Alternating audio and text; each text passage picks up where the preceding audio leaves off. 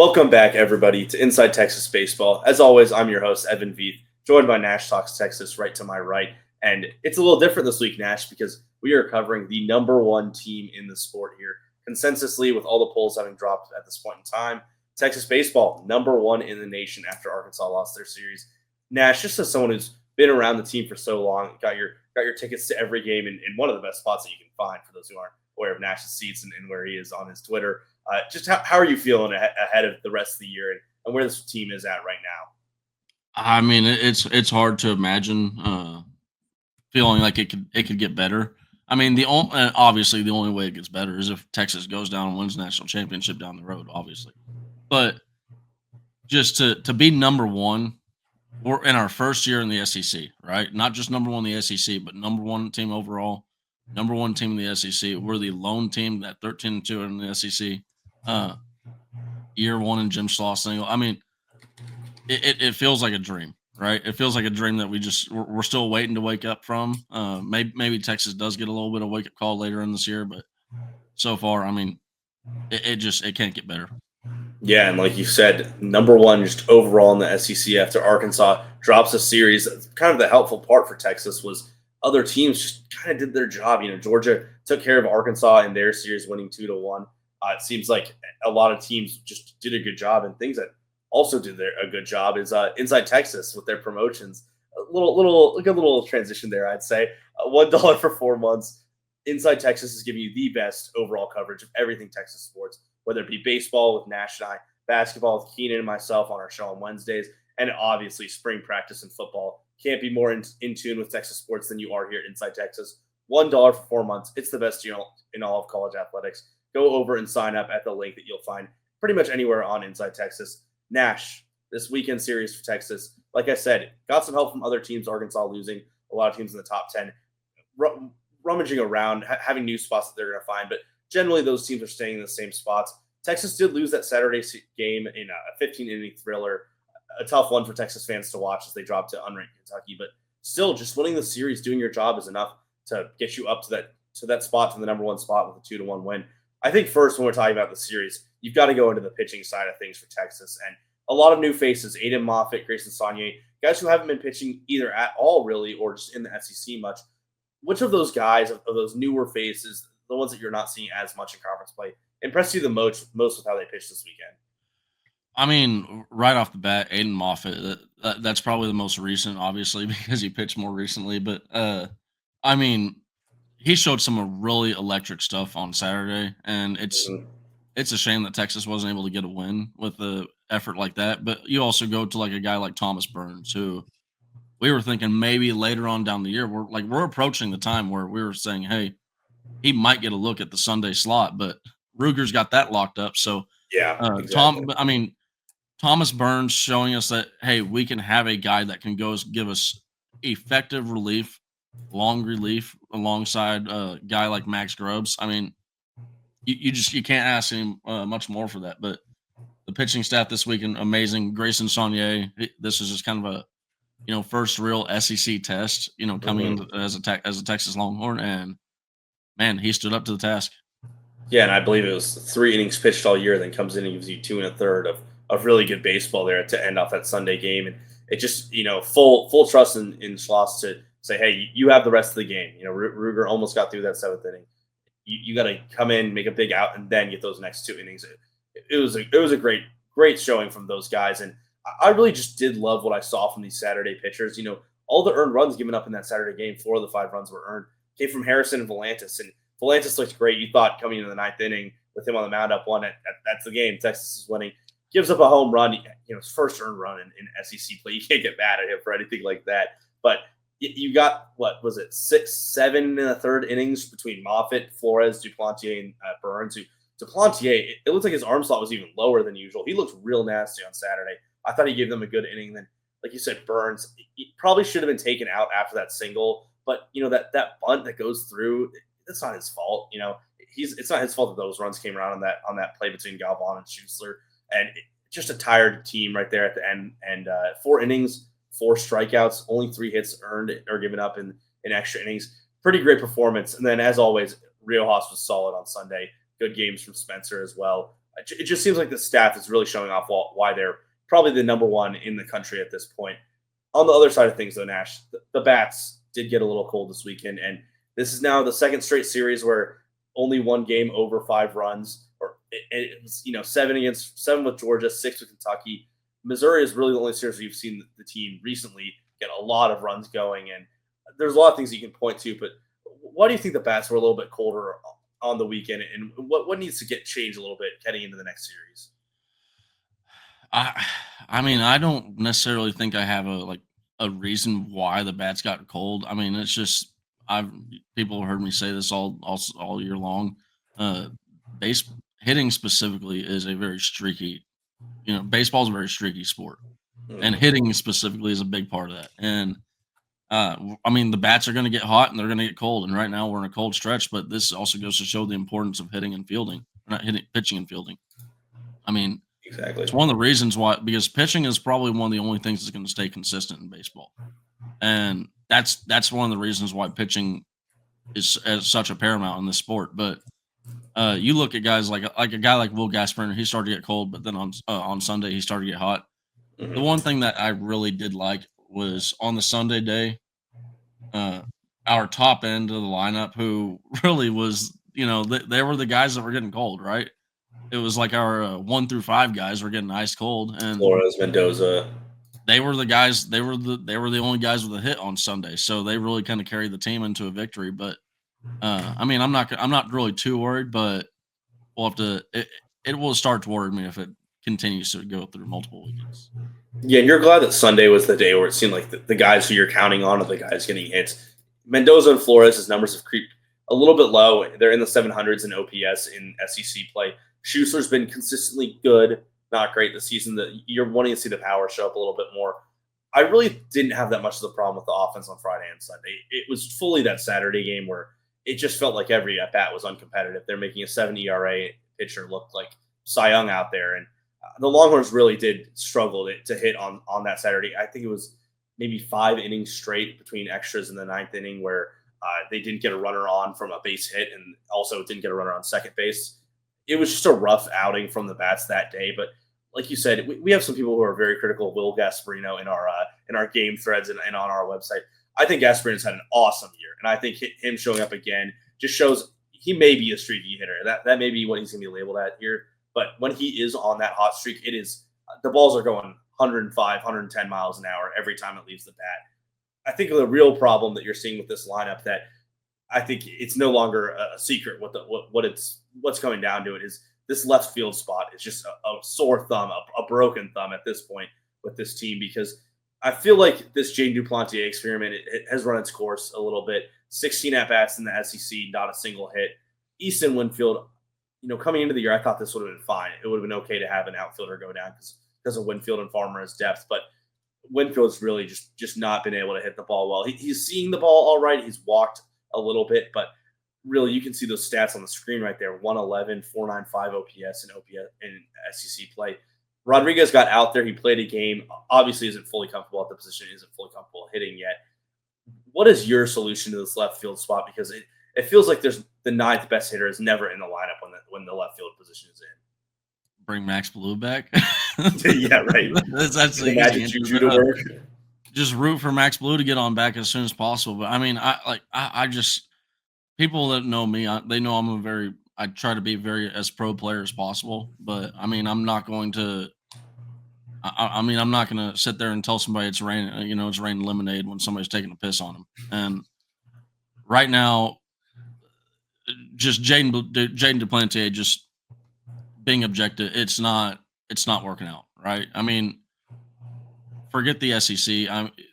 Really, he does have the hits versus Sam Houston, Texas State.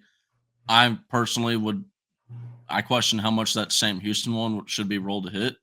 Uh, it's just he has not hit the ball well, not just this in the SEC, but just overall this year.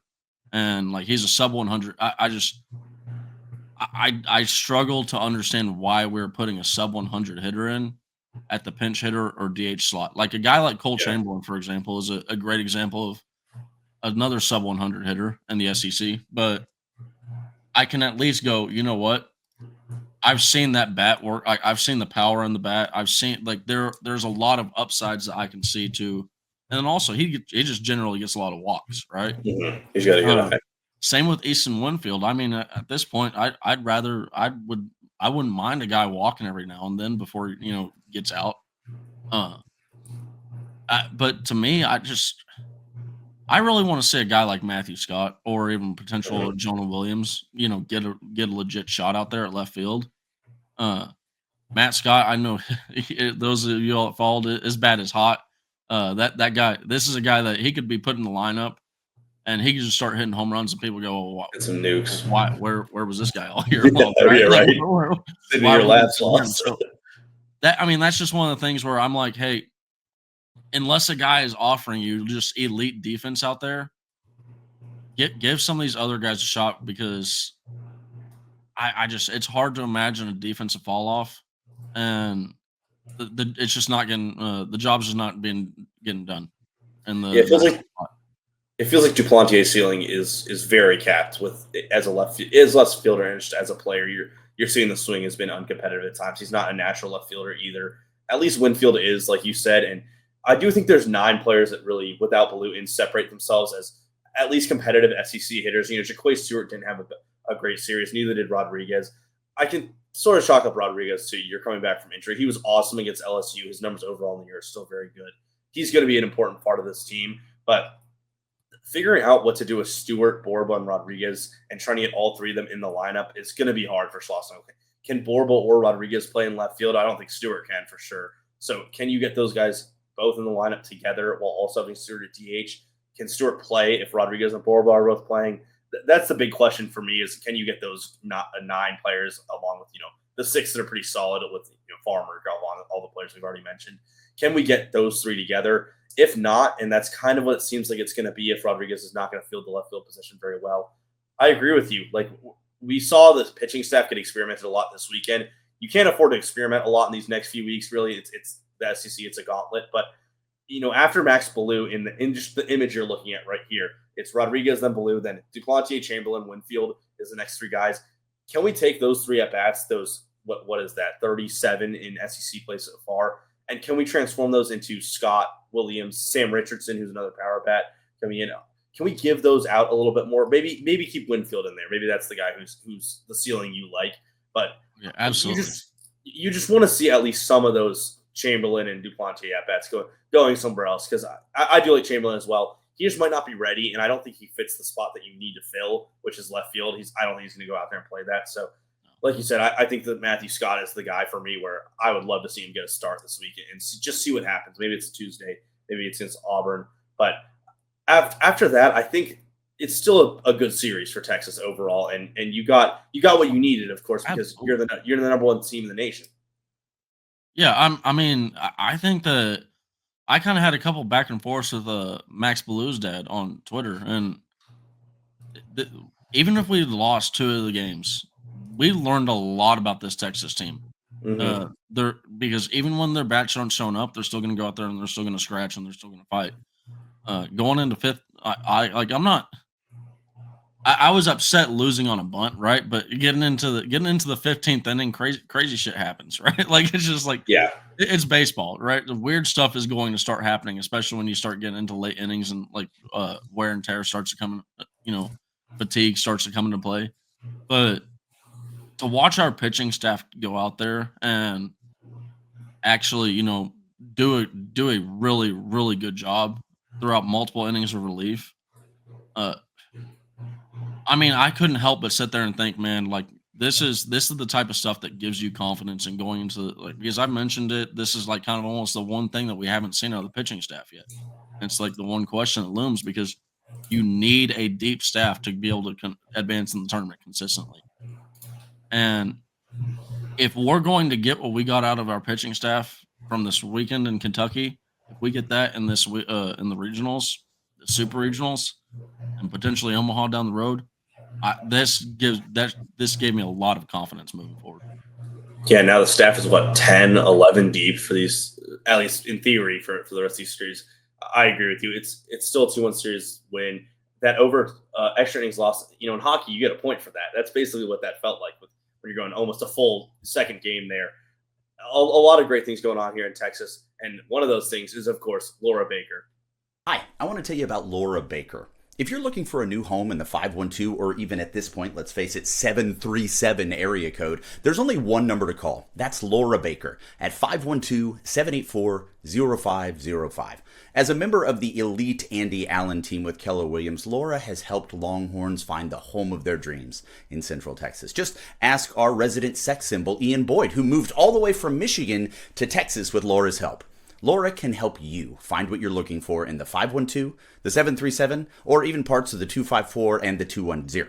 Just, give her a call at 512-784-0505. Her email is in the description as well as the rest of her contact details. She's a friend. Give her a call. So Texas going into a series against Auburn, who, like we've already talked about, they're a great baseball team. This is a top 10 team. They just got done sweeping LSU, which was just LSU had gotten up to number 3. Obviously, Texas knows about beating LSU, but even they didn't get a sweep. So a series of LSU beaters, at least here, as Auburn comes into town. You're first getting a game against UTRGV. Hopefully it's a game that Texas can kind of beat up on some smaller competition, win against, get a guy like Scott in. But this Auburn scouting report, I think, starts immediately with the pitching and Samuel Dutton on Fridays, who an LSU transfer who's been electric this year, really giving you some awesome pitching there. And you're following up with Carson Myers, who's there with Dylan Delantis, not quite as good, but that Friday pitching lineup is really strong from Auburn, and I think that's where you're going to see, the end of the Texas order really get tested, and can they keep up? What are you seeing as the keys or just important parts of beating a team as good as Auburn, who I think is about the 7-8 team in the nation right now?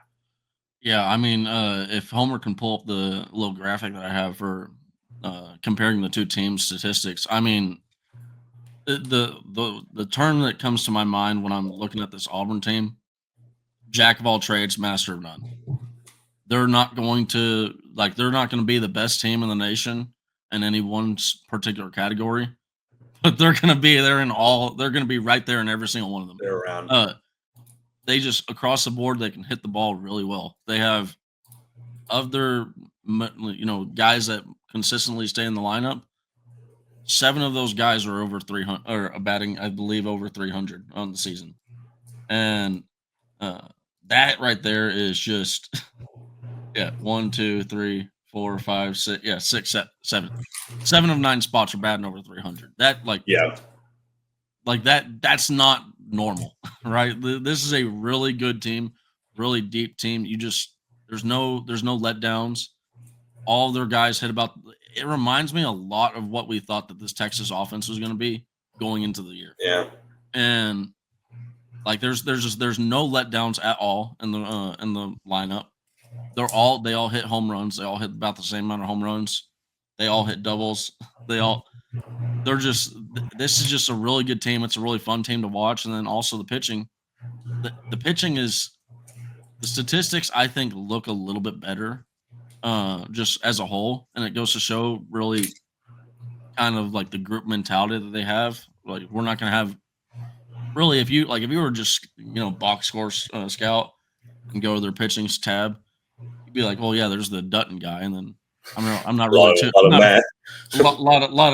lot of 5s and 6s coming up after that, right, on the ERA spot. But at the same time, this is just a really good team, and I think that it goes to show, like, with the amount of guys that pitch multiple innings, they're kind of very Georgia-ish in the fact that if they got a pitcher giving them something, they're just going to let them go, right? But they don't. They're going to have another guy that's going to come on in, and they're just going to be able to keep on testing guys until one sticks, kind of like throwing pickles at a wall. But so, I mean, am I really too worried about the pitching staff?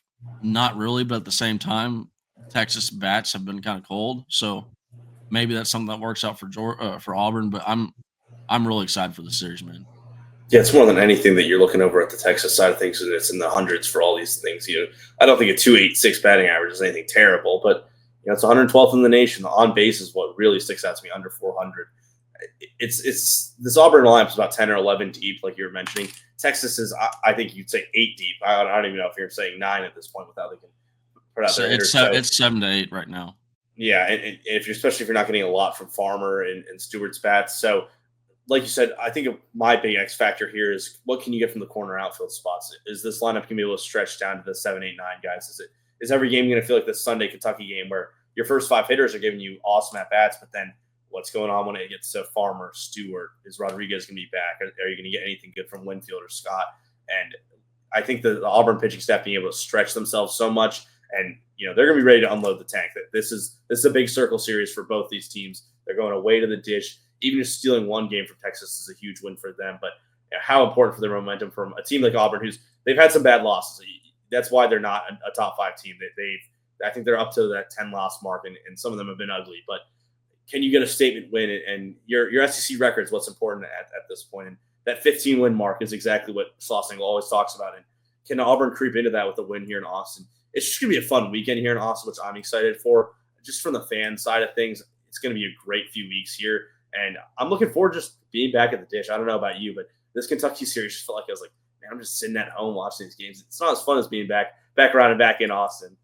No, it isn't. And also, I'll say, ironically, it's even in the close games, right? It's not as fun sitting there when your heart because in the dish, like you're invested, man. You're like, okay, yeah, right. Like, am I gonna have the worst drive home in the world, or am I gonna be sitting there like got the music on 50? You got it on blast, right? But I mean, yeah, just what an absolute series coming up with Auburn. Can the pitching staff really kind of?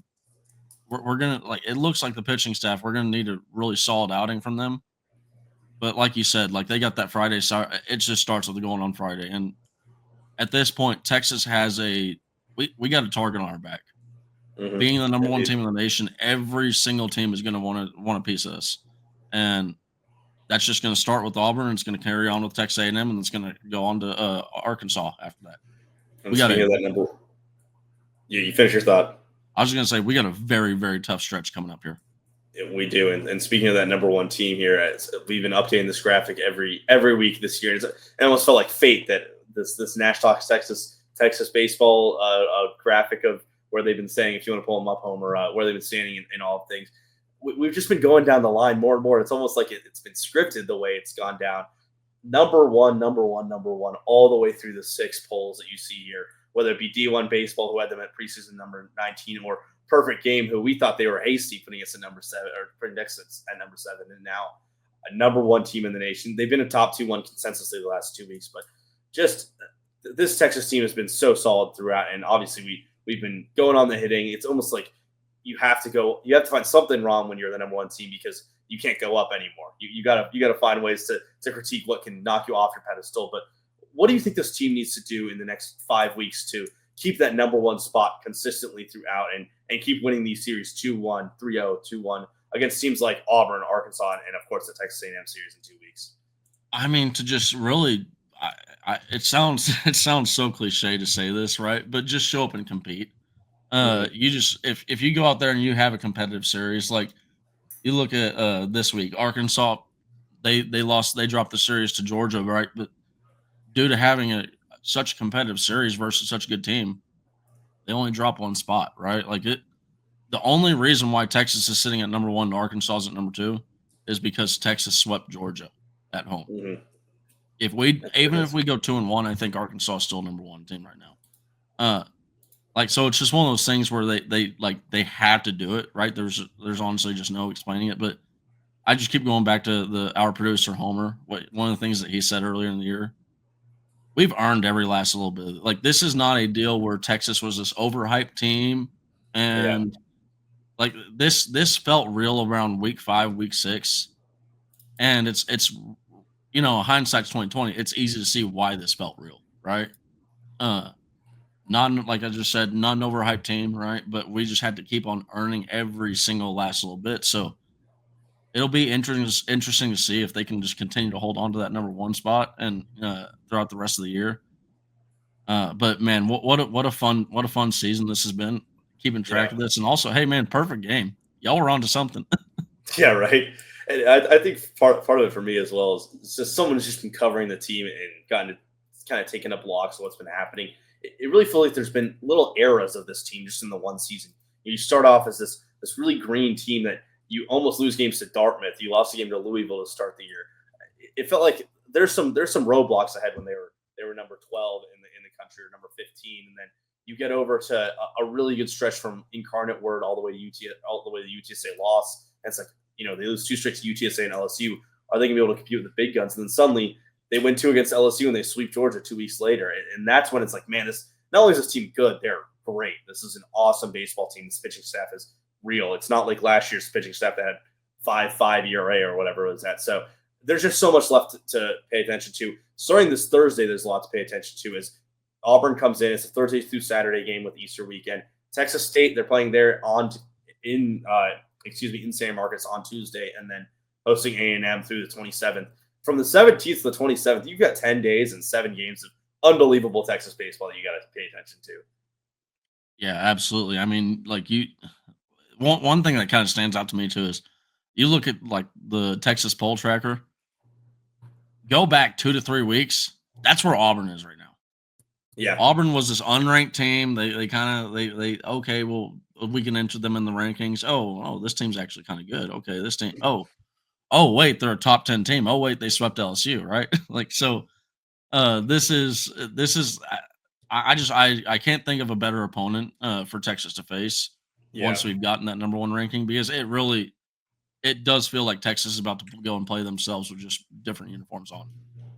They even got a guy with blue. They even got a blue guy. They do have a blue. That's right. We should have mentioned that earlier. It is almost poetic. And yeah, as we just talking about the gauntlet they're going to run through, I didn't even mention at the end that, you're done with those 10 days of games. You got Prairie View A&M, and then you got to go to Arkansas, the number 2 team. So it doesn't feel like Texas is going to be able to let up their foot on the gas until, after that May 3rd Saturday game at Arkansas. And then you got Florida struggling, and then you're going to Oklahoma. So it's just a lot going on. Football mode. Schlossnagle is 29-5 heading into the Tuesday game tomorrow against UTRGV. 13 wins at home. Win this against Arkansas series, and he hits that 15-win mark that basically guarantees you a postseason baseball. So a lot of good stuff going on here in Austin. A lot of fun baseball ahead for the next 10 to 15 days. So as always, it's been a fun one, Nash. Not inside Texas baseball without some behind the scenes problems, but we've got this out for y'all. Got everything we want to get into it. Pretty filled episode for I think about 30, 40 minutes of runtime. So any last words to say, Nash, before we log off? Just do not lose to UTRGV 9-17, please. I mean, good Lord, that still stings. That's one of the last time. Like, that is one of the worst times I've ever had in the dish. I remember just sitting there like, I'm gonna sit here and I'm gonna watch every last second of this, because like to feel what, and then also it's kind of like it's almost like poetic bringing that up, because like that felt like the lowest point of my fandom, right? Yeah. Like sitting there going like arms crossed, just like, am I really, really watching this right now? Is this happening in front of me? Yes, it is. But it led to us being the number 1 team in the nation right now. Yeah. All things lead to one number, the number 1 team. One orange brick road. one orange brick road. Inside Texas, as always, is having their $1 for 4 months sale, spring practice. Homer, if you could put up that graphic one more time before we sign off. It's just the best sale you can have in college sports and college athletics. There you go. $1 for 4 months. New members only. Sorry to our consistent subscribers, but you're going to see a lot of great content from Nash and I this week as we write a little bit about baseball. I'm writing on football as well, basketball, just so much stuff. Recruiting is really heating up in football. It's not in 4 quarters anymore. He's got the crisp dollar bill right there. That was a crisp dollar bill. That was straight out of the press right there. Nash, thank you so much for being on as always. Homer behind the scenes doing the Lord's work, dealing with us too. And Texas baseball, thanks for being such a fun team to cover and to talk about throughout these. Feels like it's been yesterday that we started this podcast, but we've been going for months now at this point. But thank you so much, everyone, for listening along. I've been your host, Evan Beats, as well as Nash Talks Texas. We will see y'all next Monday. Okay.